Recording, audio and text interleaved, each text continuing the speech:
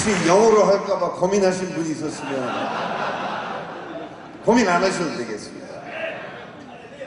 저는 그 직업이 의사인데 이게 좀 비만증이 이렇게 걸렸습니다. 그래서 저부터 회개를 해야 됩니다. 그리고 더욱더 부끄러운 거는 목감기가 걸려가지고 오늘 왔습니다. 그래서 아마 그 마태복음이 그런, 마태가 그런, 루가복음에서 엊그제 봤는데, 의사여, 당신 병을 당신이 스스로 낫으시오. 이런 게 있더라고요. 어쨌든 여러분 시작하기 전에 집안 자랑을 한 3분만 하겠습니다.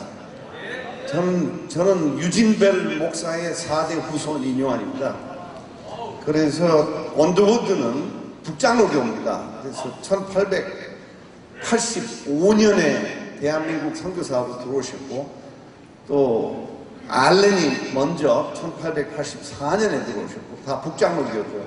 근데 저희 조상들은 1895년 제물포를 통해서 한국을 들어왔는데, 남북전쟁, 미국 남북전쟁에서 패배한 쪽입니다.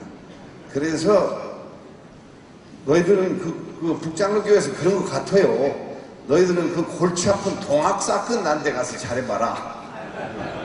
그래서 호남을 내려가서 전라도, 전주, 나주.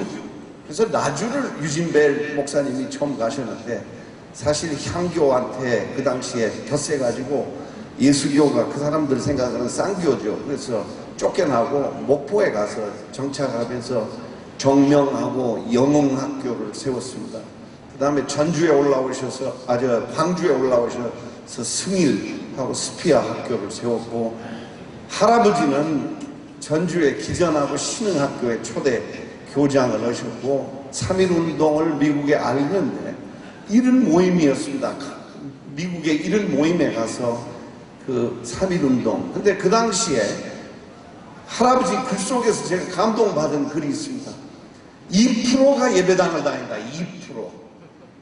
독립운동은 30%가 한다. 그 중에 각 예배당은 독립운동의 처서라고 표현을 해도 과언이 아니다. 여러분, 그때 크리스찬은 목숨을 걸고 예배당을 다녔어요. 일본한테 얼마나 탄압을 당했는지.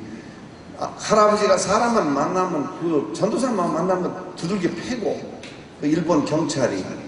그리고 이제 결국 신사참배를 반대까지 끝까지 하면서 1940년 그 추방이 됐는데, 46년 8월 달에 돌아와가지고 할아버지가 기전 언덕 위에 자기 없는 동안에 생긴 신사터에다가 첫 명령이 공중 변소를 지었습니다. 그래서 박수 왜 안 쳐요?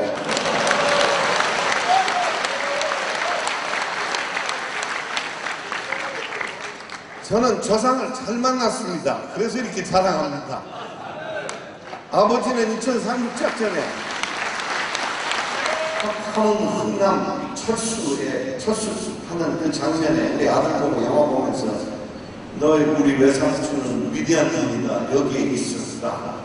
그래서 우리 아들하고 국제시장 보면서 얼마나 눈물을 많이 흘리는지 몰라요. 세계에서 제일 잘된 영화 같아요.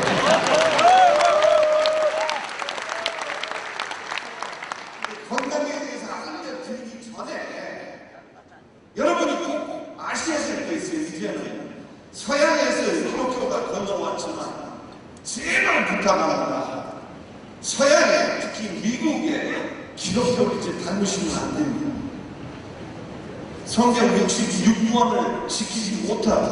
어떻게 기도하고 심각합니다. 그래서 여러분은 미국 장로교, 미국 감리교 이런 교단들을 따라서 절제해야 된다. 끝까지 근본적인 우리 신앙을 지키셔야 돼요.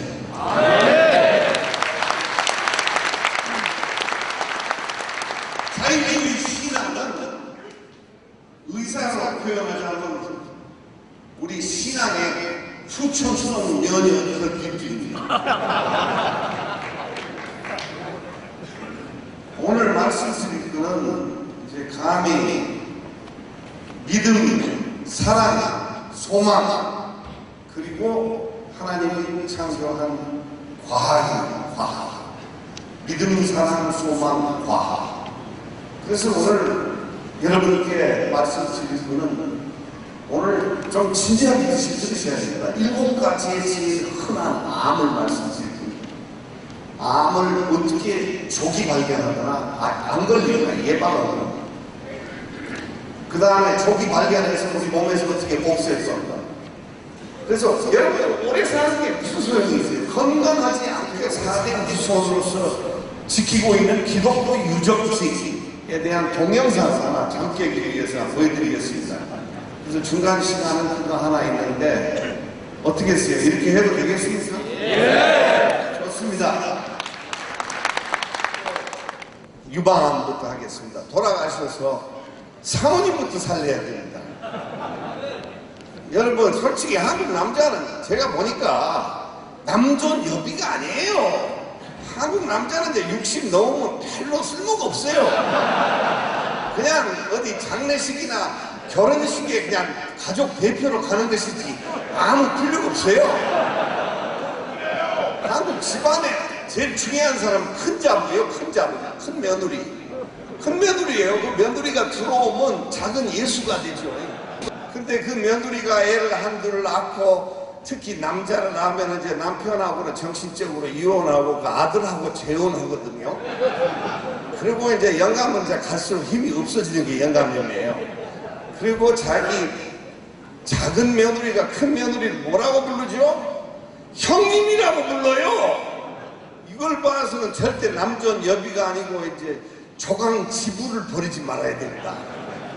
복잡한 얘기하니까 못 알아듣네요.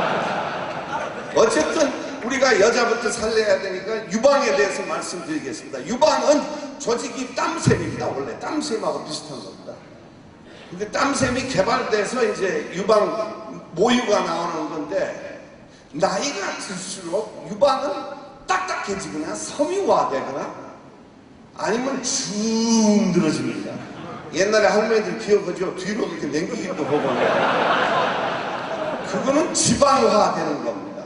노골적인 표현을 써서 미안하지만, 우리가 왜 유방암이 40년 전에는 찾아볼 수가 없었어요. 유방암은 없었어요. 한국에 외과 의사들이 수련업에서 서로 유방암 수술하려고 싸웠어요. 그만큼 없었어요. 암이. 왜 그러냐? 아기를 많이 낳기 때문에 그렇습니다. 아기를 많이 낳으면 유방암, 특히 모유를 먹이면 유방암 안 생깁니다. 그리고 우리가 고기를 많이 먹습니다. 이제 잘 사니까. 그래서 유방암은 35세 넘으면은 매년 의사한테 가서, 여의사가 됐든 남자 의사가 됐든 열심히 진찰을 해야 됩니다. 손으로.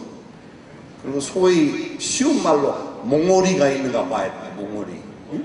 몽오리 알죠? 옛날 말. 그리고 엑스선 촬영을 해야 됩니다. 엑스선 촬영을 해가지고, 엑스선 촬영해서 의사가 보는 거는 이렇게 석회화가 크게 되는 걸 보는 게 아니고, 이렇게 아주 은하수처럼 거기에 하얗게 보이는 게 나오면 그 주변에 암이, 세포가 있을 가능성이 많습니다. 그래서 궁금하고 그걸 잘 모르겠다 싶으면은 초음파를 또 찍습니다.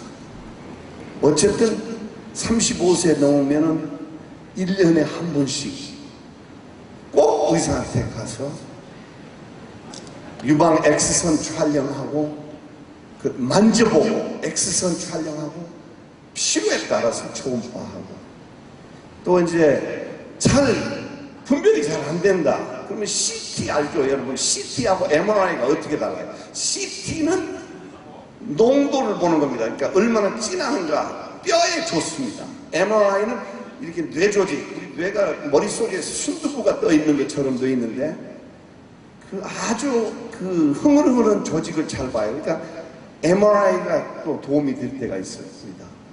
어쨌든 책비스럽고 힘들지만 지금 고기 많이 먹고 애를 안 낳으니까 1년에 한 번씩 의사한테 가서 정밀 검사를 해서 초기에 발견하고, 한쪽 암이 와서 떼어냈을 때 반대쪽에 갈 확률이 3분의 1이나 됩니다. 그래서 한쪽 떼어냈다고 안심하면 안 됩니다. 또 그 남은 한쪽을 예의 주십니다. 유방암입니다. 갈 길이 9개가 남았으니까 또 출발해서 그 다음 넘어갑시다. 자궁경부암입니다. 이거는 느는 추세가 아니고 떨어지는 추세입니다. 자궁경부암은 죄송하지만 남자가 일으키는 겁니다. 인유두종 바이러스가 한 70가지가 되는데 그 바이러스 중에 한 10가지가 암을 일으킵니다. 그래서 인류 역사에 이제 처음으로 인유두종 바이러스, 우리는 늦었어요.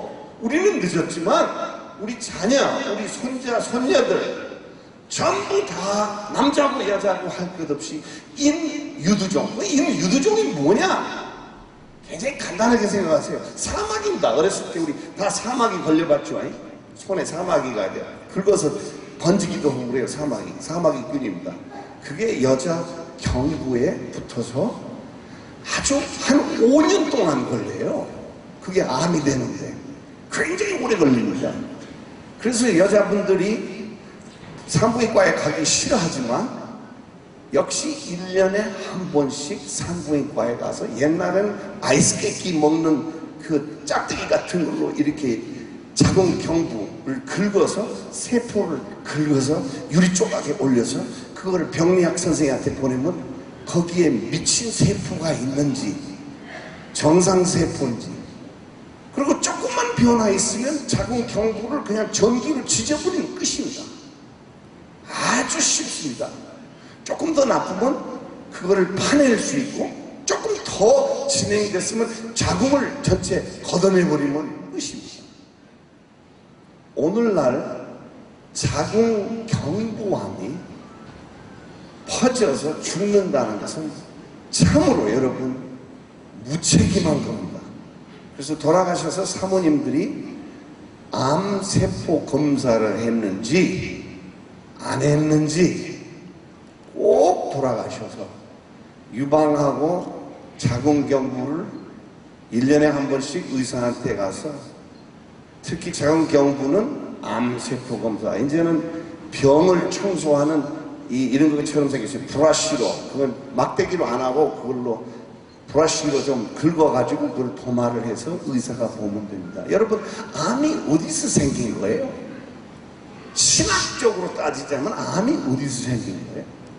암세포가요, 우리 몸에 있는 모든 세포가 수명이 있어요. 암세포는 수명이 없습니다. 조건만 만들어주면 계속 살아요. 영원히 살아요. 아주 변질된 세포입니다. 막 자랄 때도 질서 없이 자라고 굉장히 흉측합니다. 저는 뭐 신학자는 아니지만 아마 암세포는 에덴 동산에서 사람이 타락을 했을 때, 아담이 타락을 했을 때 자연도 같이 타락했다고 그래요. 그래서 암이라는 것은 에덴 동산에서 출발한 게 아닌가 이렇게 생각합니다. 여러분 돌아가셔서 레이디스 퍼스트입니다. 그 두 가지 잘 챙기세요. 길게 말씀을 못 드려요. 더 얘기하고 싶은 얘기도 많지만 길게는 얘기는 못해요. 왜냐하면 갈 길이 멀어요. 그 다음에 이제 우리 전립선 남성암으로 갑시다. 남성암, 전립선암. 전립선암은 어떻게 돼요? 내가 순천에 어렸을 때 가장 고마운 게 뭐예요? 제가 오늘 여기 나오면서 고맙다. 대한민국이 감사하다. 너무너무 감사하다. 조상을 잘 만났다. 왜 감사한 줄 아세요? 저는요 1980년 연세대학교 세브란스 병원, 그러니까 연세대학교 의과대학 정원에 입학했어요. 한국 사람의 선물이었습니다. 제가 어떻게 예비고사를 칩니까? 살짝 학교도 뒷문으로 들어갔다 그 말이에요. 한국 사람의 배려입니다. 배려 때문에. 두 번째는 제가 1991년도에 제일 젊은 부서장으로 왔어요. 두 번째 배려입니다. 지금은 이제 장기 집권을 26년을 그 자리에 있어요. 아주 박정희 대통령보다 더한 거죠. 근데 돈은 많이 벌어요. 작년에 외국인 통해서 들어온 수입이 450억이 넘었어요. 엄청 벌었어요. 제대로 하고 있어요. 그 다음에 세 번째 고마운 것이 제가 2012년도에 특별 귀화를 했습니다. 주민등록증을 가지고 다닙니다.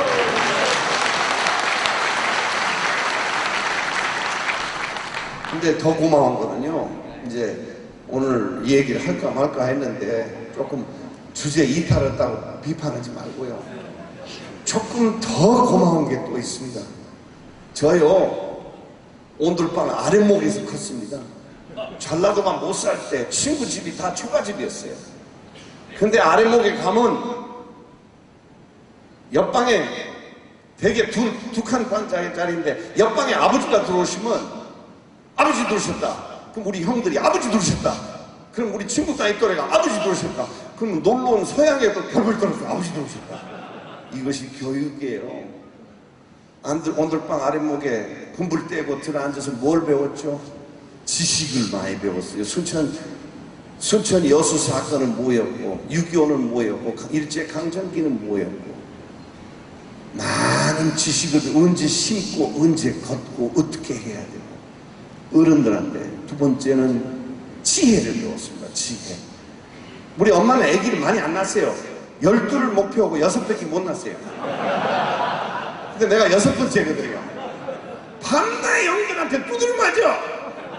그러니까 그 온돌방 아랫목에 가갖고 맨날 인생의 내비게이션 어떻게 덜 두드려 맞을 건지. 그렇죠? 그 소중한 겁니다.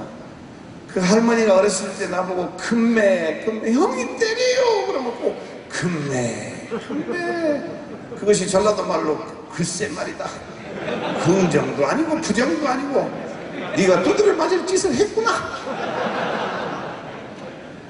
그 다음에 여러분 가장 소중한 것을 아랫목에서 배웠습니다. 그것이 뭔 거니? 도덕입니다. 도덕. 남이 아무리 룰을 벗어나도 너는 룰을 벗어나지 마라. 네 자신을 지켜라. 남이 불법을 한다고 해서 네가 불법, 너한테 면죄부를 결국 주는 것이 아니다. 근데 인수위에 박근혜 대통령 모시고 가서 사회통합 부위원장을 했는데요. 가서 보니까 남과 북, 동과 서, 있는 사람 없는 거, 좌와 우, 진보와 보수 다 싸우고 있어요. 다 갈등이 있는데 대한민국의 가장 큰 위기는 세대 간 갈등이에요. 왜 그런 줄 아세요? 우리가 뭐 때문에 지금 위기를 겪고 있냐면 온돌방이 없어져 버렸어요. 온돌방. 중앙 난방 때문에 망했어요 지금. 왜냐하면 어른이 애한테 가르칠 수 있는 공간이 없어진 거예요. 이거 위대한 거 아니에요? 이게 발견한 거예요? 근데 박수를 안 치네.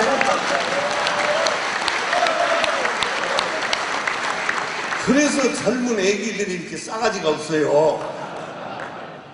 동의합니까? 조금 더 공부합시다.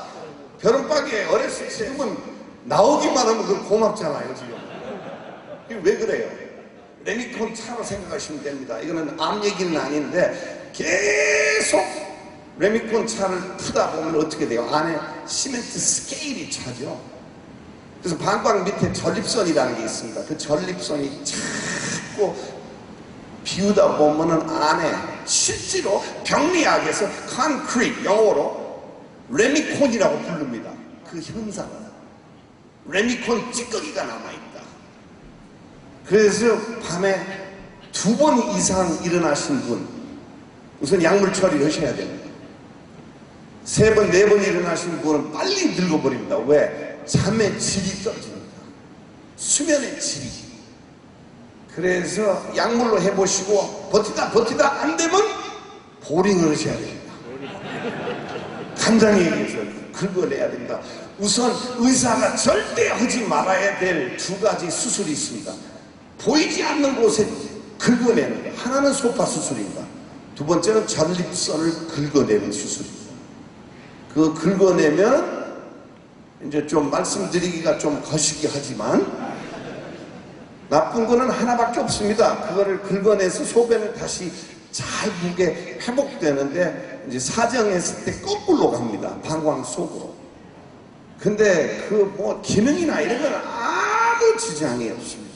여러분, 우리 남자들은 행복한 거는 여자보다 PSA 암 수치가 있습니다. 전립선 암 수치. 그게 4 이상 올라가면은 조직검사를 생각하기 시작해야 되고 10 넘으면은 반드시 조직검사해야 돼요. 1년에 한 번 여러분 전립선 암 안 걸리려면 피검사만 하시면 됩니다. 얼마나 고마운 겁니까? 전립선은 그걸로 땡입니다. 끝입니다. 더 어려운 거는 전립선 비대증 때문에 소변 보느라고 그냥 젤젤젤젤젤젤 이러고 있는 거. 다시 말씀드리지만 밤에 3번 이상 일어나고 약물로 안 됐을 때는 가서 비뇨기과 외과 선생하고 보링을 한번 하면 어떨까요? 한번 의논하시고 해결하시기 바랍니다. 전립선 암은 아주 쉽게 발견할 수 있고 로봇 수술을 하면은 기능의 90%는 잃지 않습니다. 90%. 로봇 수술이 좀 비싸서 그렇죠. 하루 만에 퇴원할 수 있고 전립선 암은 이제 무섭지 않습니다. 네 번째는 쉬운 거 하나 합시다. 담배로 인한 폐암입니다. 폐암은 담배를 피운 사람이 담배 안 피운 사람이 1명 죽으면 담배 피운 사람은 몇 명 죽는 줄 아세요? 90명이 죽어요. 90명. 그러니까 담배 얘기만 하면 끝이에요. 물론 가끔 담배하고 관계없는 폐암, 선암이라고 있어요. 그게 생겨서 억울하게 담배도 안 피우는데 죽는 사람이 있습니다. 그러나 그 사람 하나가 죽었을 때 담배 피운 사람은 90명 죽어요. 근데 늘 하는 얘기가 우리 친구들이 우리 할아버지는 90세까지 담배도 피우고 술도 먹고 할 짓 다 했는데 멀쩡하죠. 그거는 자연의 예외입니다. 할아버지 친구들은 다 젊은 나이에 낙골당 가버렸어요. 이해가죠? 무슨 말인지. 통계학적인 얘기지 절대 그런 거에 속으면 안 돼요. 뭐라 그랬죠? 믿음, 사랑, 소망, 과학. 이제 조금씩 따라오시네요.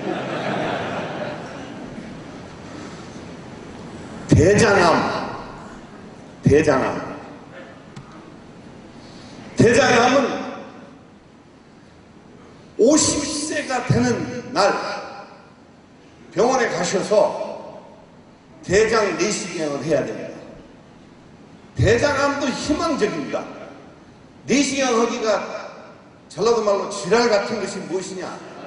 검사가 힘든 것이 아니라 전날에 마시는 이상한 물을 마실 때 밤새도록 설사를 해야 돼요. 그것이 좀 힘들어요. 그렇죠?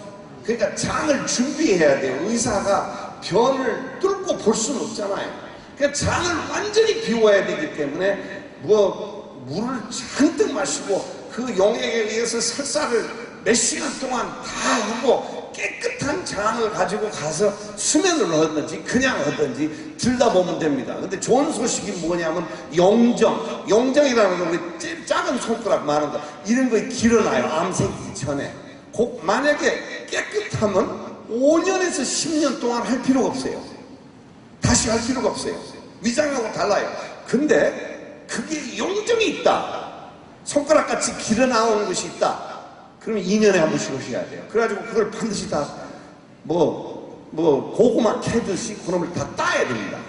의사가 그걸 다 따내야 돼요. 왜? 그것이 먼저 생깁니다. 용정이 오랫동안 있으면 암으로 변합니다. 그러니까 예방이죠. 그렇죠? 몇 살이에요? 50세부터 합니다. 집안 내력이 있으면 45세. 그러나 웬만하면 그냥 50세. 그걸 하시면 됩니다. 몇 개 했어요? 5개 했나요? 야, 빠르다. 또 쉬운 거 하나 더 합시다. 쉬운 거 하나 더 합시다. 쉬운 거. 갑상선암. 갑상선암은 치료를 안 하면은 17년을 살아요. 아무것도 안 해도. 평균 잘 안 죽어요. 갑상선 암은 요도를 좋아해요. 요도. 갑상선 세포가 요도를 빨아들입니다. 그래서 갑상선 암 발견해가지고 다 떼어내서 조금 남아있어도 요도가 달린 동위원소라는 것이 요도에 독을 붙여놓은 거예요. 2주 동안 미역하고 기하고 이런 거나 일체 안 먹고 그 요도가 달린 그 물질을 독을 붙여서 집어넣으면 표적으로 가서 다 잡아요. 암세포를. 그러니까 99% 완치입니다. 전립선 암은 문제가 되는 직업은 하나밖에 없습니다. 성악 하시는 사람들이 전립선을 통과하는 죄송합니다. 갑상선 정정합니다. 갑상선을 통과하는 신경세포가 우리 음대로 옵니다. 음대. 그러니까 소리가 나트게 하나 낮아져요. 그래서 소프라노, 성악가, 바리톤 이런 분들이 직업으로 갑상선 수술 받고 나면은 높은 음에 잘 못 올라가요. 그거 외에는 전라도 말로 별것이 없어요. 별것이 없어 지금.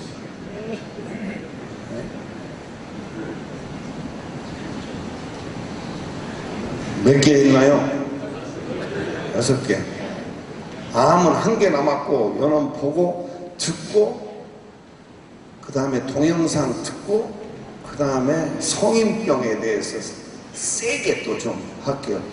혹시 5분 정도 오버하면 이해하셔야 됩니다. 밥은 좀 적게 드셔야 돼요. 오래 살아야 되니까. 그렇죠?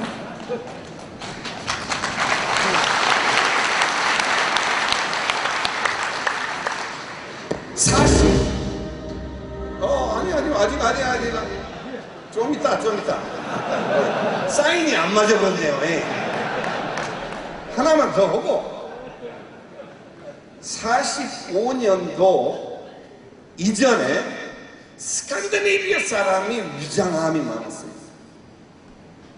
근데 전쟁을 치르고 히틀러를 때려 눕히고 나서 보니까 이 사람들이 한국보다 더 위장암이 많았는데 암이 다 없어졌어요.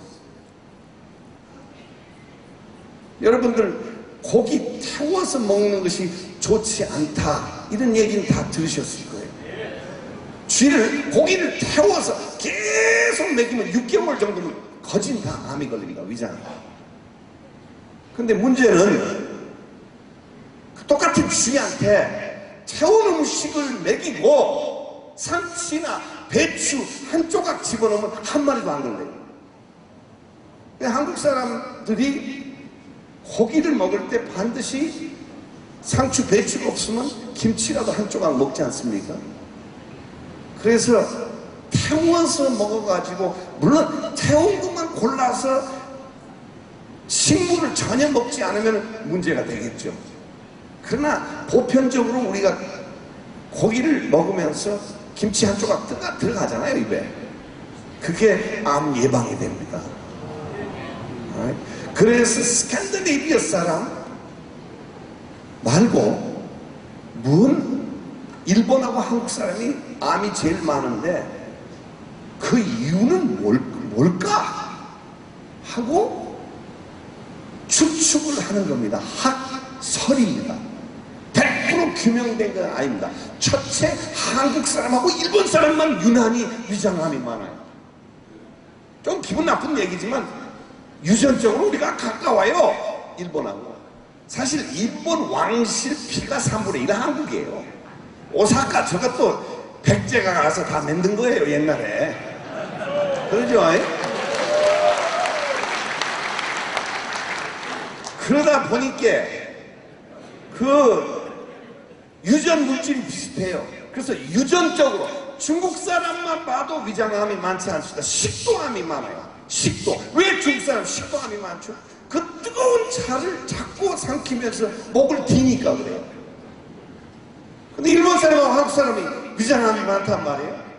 그래서 첫째는 아마도 유전일 거다. 두 번째, 염분일 거다. 염분.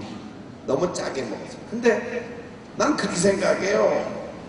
그 돼지고기 한 점을 새우젓에다가 찍어서 그 맛을 모르고 죽는 외국인이 불행하더라 이 말이에요.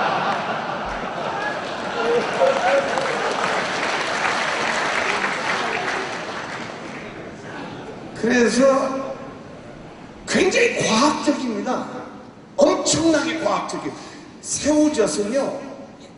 새우젓은 그게가 효소 덩어리예요. 그 돼지고기를 찍는 순간에 녹기 시작해요.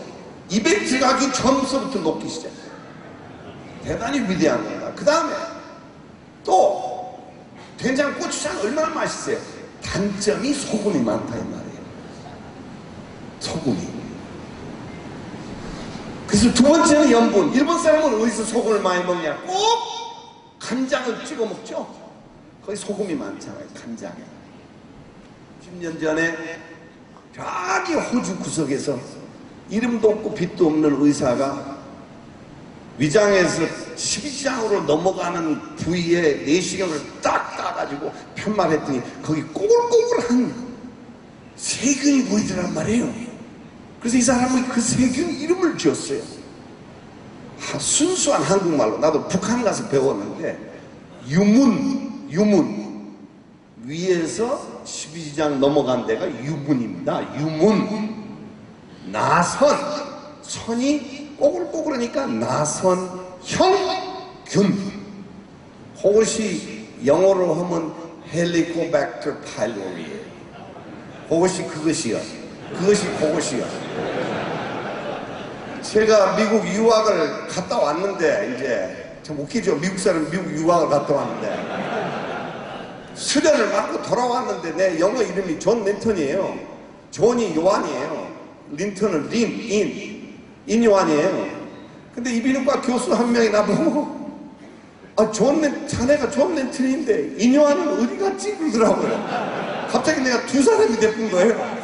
그래서 내가 정중하게 교수님 보고 그랬어요. 선생님, 그놈이 그놈입니다.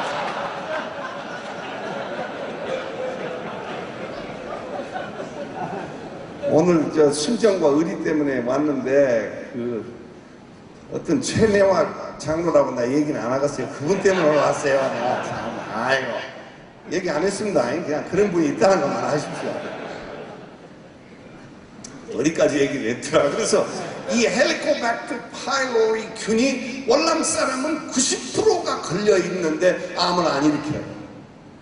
그 균주 자체가 선하답니다.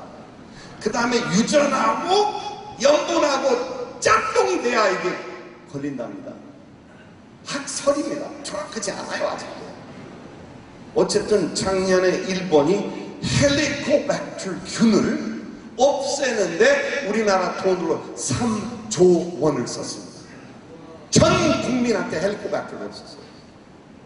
그래서 여러분들이 위장 내시경을 2년에 한 번 하셔야 된다. 대한소화기 학회에서 40살 넘으면은 2년에 한 번 무조건 수면을 하든지 들다봐야 된다. 그리고 될 수 있으면 더부럭하고 소화 안 되고. 의사들도 거짓말 많이 하죠. 설사도 했다가 변비 걸렸다 그러면 무조건 진단이 안 되면 과민성 대장염. 그 어떻게 보면 사기야 그게. 그죠? 진단이 안 될 때. 기관지염이 뭐예요? 뭘 모를 때 당신 기관지염이에요. 다른 거 풀을 것이 마땅치 않을 때 그런 진단명을 붙인다.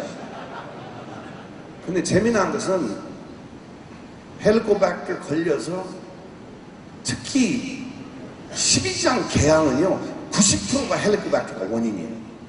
암이 한 70% 연관이 있다고 해요. 그래서 그 헬리코박터 균을 치료를 하면 세 가지 약으로 치료하는데요. 그거를 열흘 정도 치료하면 90몇 %가 완치됩니다. 근데 그거 치료해버리면요 변이 좋아진다는 사람이 그렇게 많아요. 그래서 소위 의사들이 쓰레기통으로 쓰는 과민성 대장염이라는 것, 그렇죠? 할 말 없을 때 붙이는 진단명 그것이 다 나사버려요. 그 다음에 이제 동영상 보기 전에 정말 의미심장한 과학의 새로운 발전에 대해서 말씀을 드릴게요. 우리 어렸을 때 정말 끔찍한 얘기를 했어요. 어른들이 죽을 병 걸리면 변소에 가서 바가지로 한번 떠먹어라. 뒷간에 가서.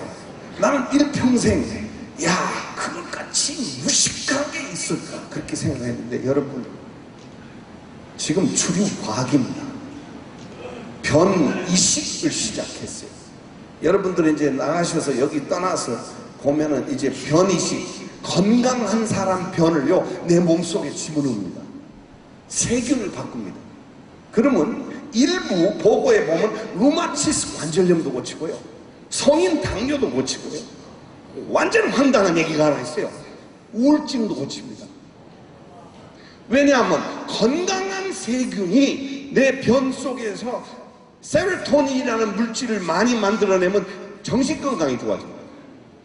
다 과학적인 근거가 있어요. 그래서 제가 어떤 때 깜짝 놀래요. 우리 조상들이 야 죽을 병 걸리면 변소 가서 한번 떠먹어라. 그 효과 있을지도 몰라요. 최첨단 과학입니다 지금.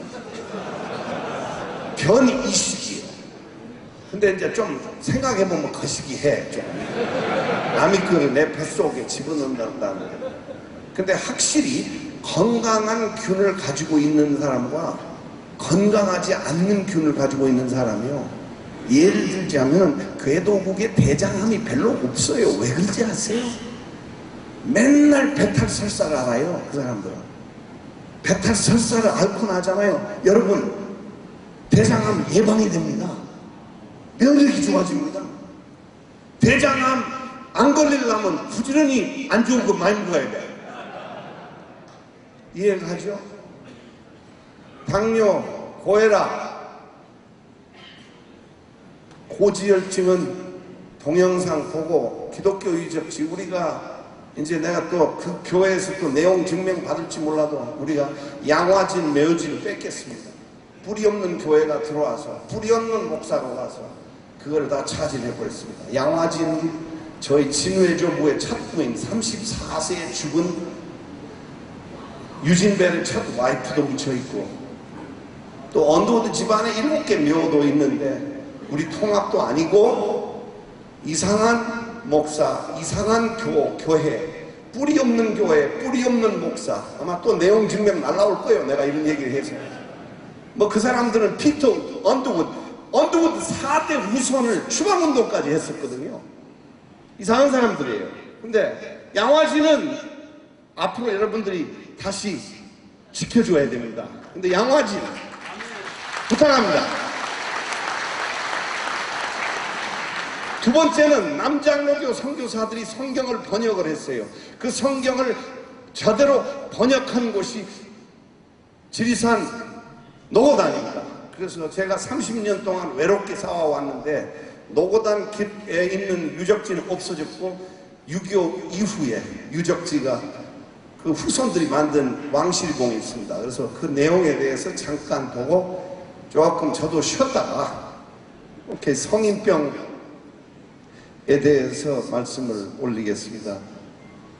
제가 의과대학 다닐 때는 지금쯤 30년 후에 우리가 암을 정복했을 것이다, 할 것이다, 이렇게 교수들한테 강의를 들었어요. 근데 30년 지나고 보니까 극히 일부는 진전은 있었으나 암은 그렇게 획기적인 뭐랄까요, 공동 분모를 가진 해결책이 나오지 않았습니다. 그런데 혈관 질환은 이 성인병 세 가지가 고지혈증, 당뇨, 고혈압이 결국은 혈관 건강입니다. 혈관 건강은 우리가 그때는 얘기하지도 않았는데 엄청난 발견들이 있고 엄청난 변화들이 있었습니다.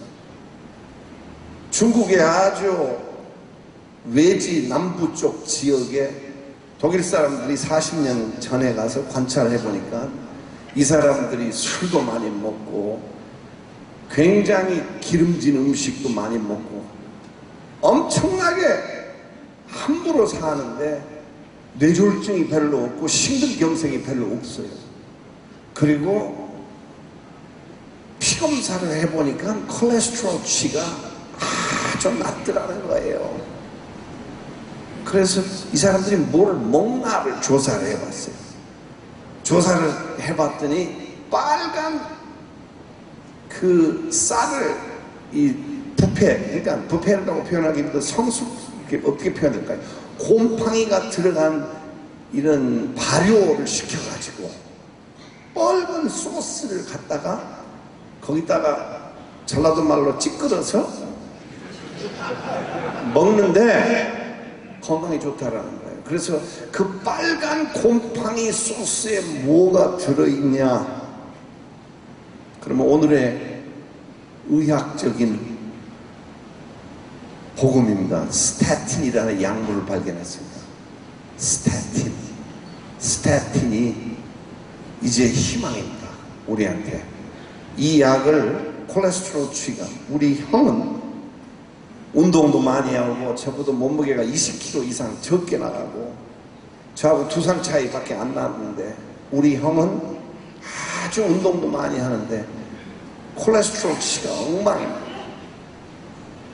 그래서 약을 스태틴을 먹고 있는데 저는 삼겹살도 좋아하고 달걀도 좋아하고 새우도 좋아하고 온갖 나쁜 음식 다 먹는데 콜레스테롤치가 좋습니다. 무슨 얘기인 거니? 형은 어머님 쪽, 아버님 쪽 유전이 인자를 가지고 60 조금 넘으면 아버님 집안은 다 돌아가셔요.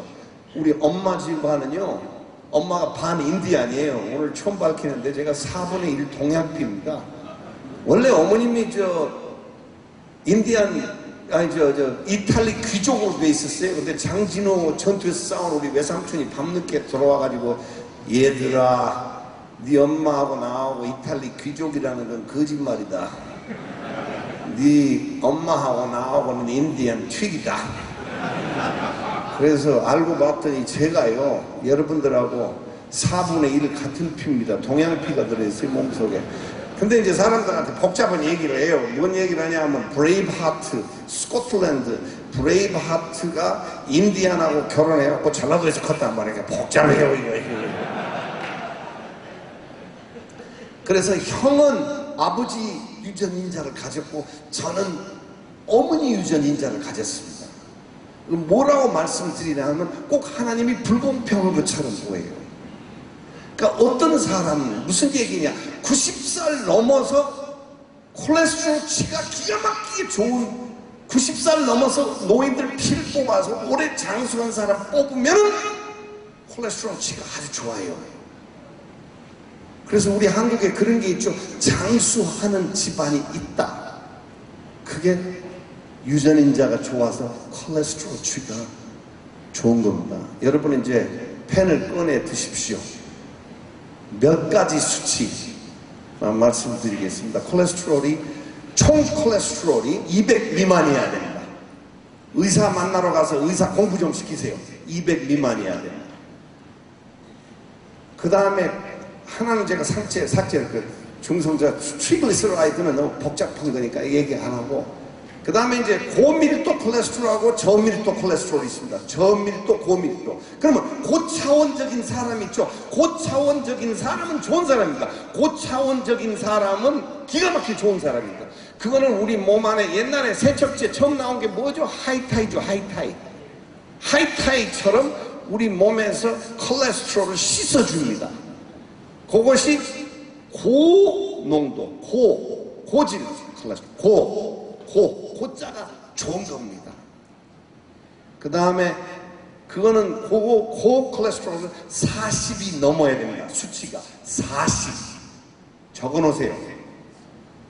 그 다음에 이제 저질, 사람도 저질 있죠. 저질이 나쁜 놈이잖아요.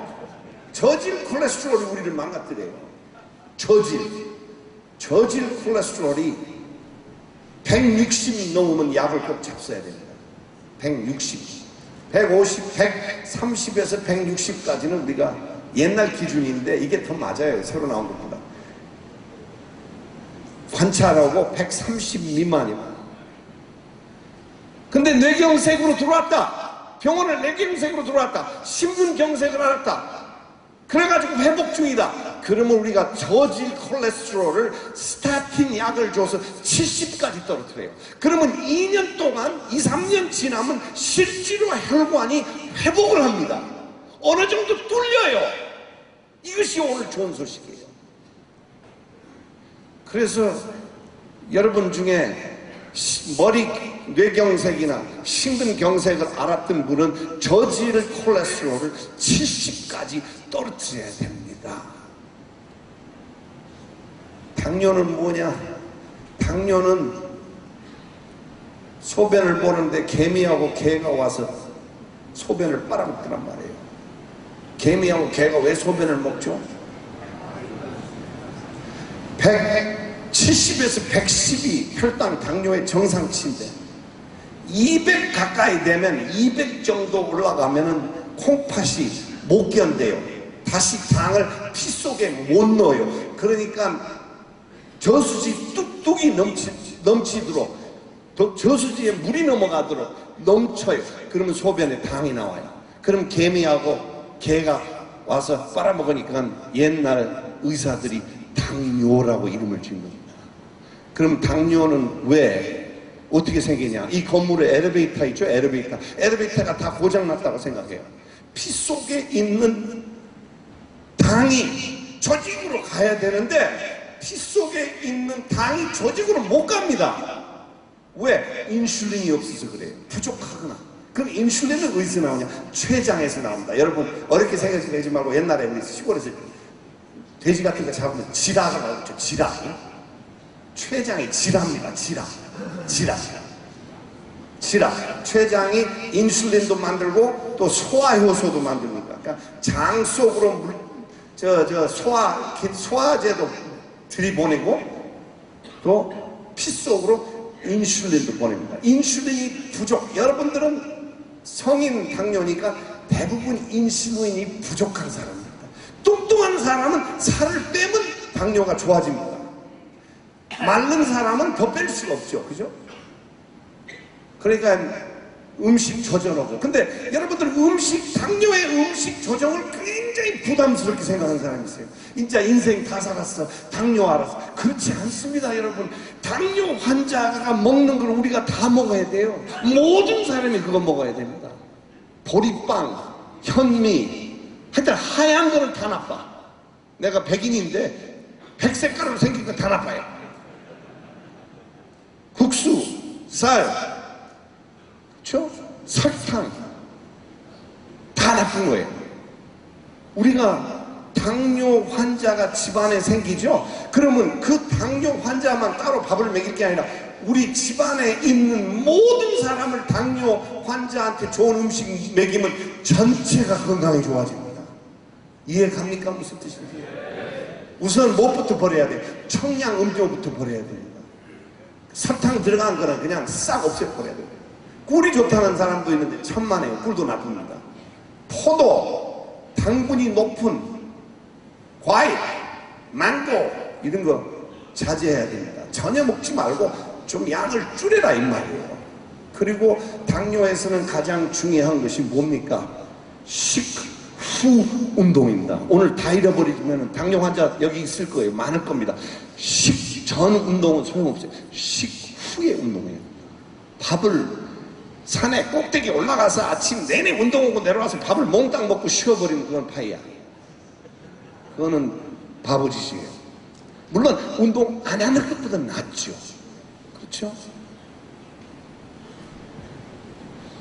마지막으로 시간을 마쳐야 되니까 혈압에 대해서 말씀드릴게요. 의사도 모르는 얘기를 해드릴게요. 혈압, 본태성 혈압. 여러분, 본태성 혈압이 거짓말입니다. 의사가 실수로 이름을 잘못 지었어요. 이게 정말 재미난 거예요. 명명하게 빵꾸 날 겁니다. 본태성 혈압이 본태성이 아닐 수가. 영어로 essential hypertension, 본태성 혈압이 그대로 번역이 되는데 본태성이 아니에요. 원인을 우리가 몰라요. 본태성 혈압은 본태성이 아니다. 왜 오느냐? 모릅니다. 물론 내력에, 집안 내력이 있는 데가 있죠. 근데 혈압의 정리는 뭐예요? 조금 더 복잡하지만 간단하게 설명할게요. 심장이 쪘을 때하고 그 다음에 쉴 때하고, 짤 때 혈압이 위에고 쉴 때 혈압이 아래예요.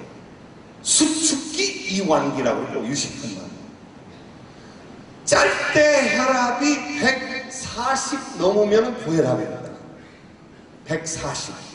쉴 때, 가만히 있을 때 혈압이 90 넘으면 고혈압입니다.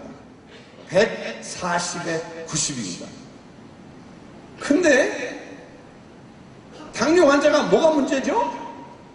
혈당이 올라가죠? 혈당이 많으면 뭐가 생기죠? 이제 연관시켜야 돼요. 이제 공부를 해야 돼요. 이제 이것저것 같이 배운 걸 써먹어야 돼요. 혈당이 올라가면 간이 뭐를 해요? 혈당이 많이 있으니까 그걸 기름을 만들어요. 지방질을 만들어요. 그래서 고지혈증이 되는 거예요. 그죠? 혈당이 올라가지고 당뇨 환자한테는 혈압의 범위가 더 낮습니다. 140이 아니고 130. 10개를 내려야 됩니다.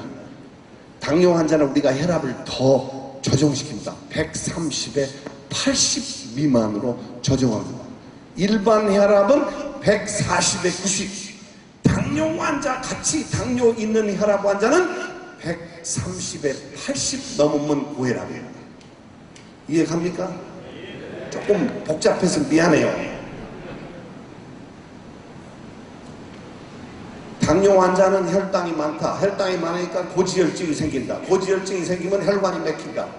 혈압은 어떻게 해서 혈관을 망가뜨려요? 아니, 혈압이 높으면 좋을 거 아니에요? 피도 잘 통하고. 그렇지 않습니다. 혈압이 5년, 10년 동안 뭐 170에 120 이렇게 올라가면 혈관 벽이 손상을 받습니다. 손상을 받고 그 벽에가 섬유세포. 내가 어렸을 때 여기 다쳐가지고 여기 토끼풀 하다가 다쳤어요. 순천서 우주의 중심, 순천 알죠? 우주의 중심. 조금 잠이 들으셨나봐. 우주의 중심 알죠? 순천. 지구상에서 제일 좋은데 토끼풀 하다가 다치는데 거기 상처 조직이 생겨서 흉터가 생겼습니다. 똑같습니다. 우리 혈관들이 혈압이 높으면 상처가 생깁니다. 그 상처에 섬유세포가 붙어요. 그러면 혈관 뇌가 좁아져요. 그러면 가슴에 오면 심근경색이고 뇌에 오면 뇌경색입니다. 가슴은 우리 심장은 워낙 근육덩어리니까 터지지는 않아요. 혈관이. 뇌는 터지기도 합니다. 그래서 출혈성 뇌졸중이 오죠. 그죠? 그래서 오늘 얘기에 가장 핵심이 뭔 거니? 우리가 혈관을 지켜야 돼요. 그래서 제자들 보고 내과 의사는 아는 거는 많습니다. 하는 거는 없습니다. 외과 의사는 하는 것은 많습니다. 아는 것이 없습니다. 저는 가정의학 의사를 했는데 가정의학 의사는 아는 것도 없고 하는 것도 없습니다. 근데 가정의학 의사의 존재 이유가 뭐냐? 노래방 가면 그런 노래도 있습니다. 존재 이유. 근데 존재 이유가 뭐냐? 우리가 여러분들 암으로부터 예방을 시켜야 되고 예방을 하도록 해야 되고 우리가 여러분들이 암 걸렸을 때 조기 진단해서 그거를 떼어내서 그것 때문에 생명을 잃지 않는 것. 다시 말하면 응급실에 온 몸에 암세포가 퍼져서 들어온 환자에 대해서는 엄격히 우리는 관심이 없다. 우리는 그런 일이 일어나지 않도록 해야 된다. 두 번째는 뇌경색으로 심근경색으로 가슴 잡고 심장 들어온 사람은 뇌를 잡고 심장을 응급실 들어온 사람 관심이 없다 이 말이에요. 그런 일이 안 생기도록 혈관 건강을 성인병으로부터 여러분 고지혈증 고혈압, 당뇨는 계속 조정하면서 살아야 됩니다. 이걸 뭐 어디 구례 도사한테 갔더니 뭐 무슨 뿌랭이를 캐갖고 요거를 갈아갖고 어떻게 보약을 해먹으면 그냥 한 방에 낫는 병이 아닙니다. 이게 과학의 얘기입니다. 하나님이 의사도 만들었고 하나님이 과학을 다 창조한 분이니까, 제가 아까 농담으로 믿음, 사랑, 소망, 과학 얘기했지만 우리가 이 세상에 살 동안에는 과학적인 근거, 응? 어떻게 보면 내가 우스개 얘기를 할게요. 내가 늦게 보는데 이 5천만 한국 사람은 다 의사더라고요. 그러니까 전부 지가 잘 알아. 이렇게 보면 그래요. 50대 여자가 독감이 걸려서 3일은 지났고 허리, 다리, 복송씨가 다 아파. 몸살이란 말이에요. 몸살. 그러면 진찰해보고 당신은 해열제나 좀 먹고 소염제 좀 먹고 물 많이 잡수시고 잠 잘 자고. 왜냐하면 감기는요 약을 먹으면 7일 만에 나요. 약을 안 먹으면 일주일 만에 나요. 몸살이 뭡니까? 몸살이 내 몸 안에 있는 면역 물질들이 생산이 돼가지고 그 바이러스를 때려눕히려고 막 왕성하게 분비가 돼서 나한테 괴로움을 줄 때가 몸살입니다. 무슨 얘기예요? 감기 바로 낫기 직전에 몸살이 옵니다. 그때는 죄송하지만 목사님한테 가도 되고 딴 데 가도 다 나서요. 그냥 손 한번 이렇게 흔들어서 보내도 돼요. 그 다음날 좋아지는 환자예요. 그래서 우리가 그런 치료를 할 때 의학의 한계점, 무능력하게 만드는 암들도 많습니다. 우리는 솔직히 오늘 고백을 할게요. 췌장 담도암 걸린 사람들이 왔을 때 5년 후에 살아있을 확률이 16%예요. 15%, 16%. 의사도 죽습니다. 이런 병으로. 그러나 여러분한테 얘기하고 싶은 거는 우리가 진정한 크리스찬이고 진정한 장로님이고 진정한 목사님이면은 우리 몸을 좀 과학적으로 관리를 해서 암 예방 아니면 암 조기 진단, 완치, 그리고 우리 혈관에 오는 병들, 당뇨도 조정하고 혈압도 조정하고 고지혈증도 조정하면서 살면요 여러분 10년, 20년 더 사는 거 문제가 아니에요. 10년, 20년을 더 살고 건강하게 삽니다. 감사합니다.